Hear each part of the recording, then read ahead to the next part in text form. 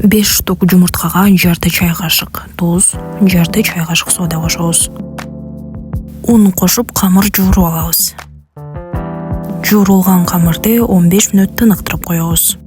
Камыр тыныккан соң жука кылып жайып алабыз.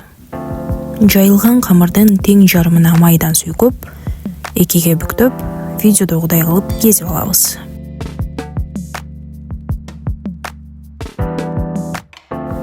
Ысып турган майга 5-6 штук камырдан салып, кызарта кууруп аласыз.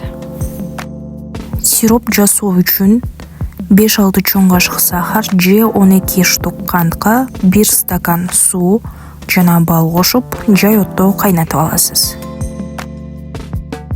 Формасы чыкпай калган чак-чакка эритилген сгущенканы кошуп аралаштырып, тарелкаларга салып аласыз.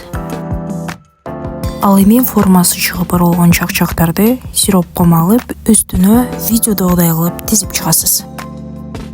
Өзүңүзгө жаккан же магазинден тапкан посыпкаларды үстүнө кооздоп сээп койсоңуз болот. Чак-чагыбыз даяр.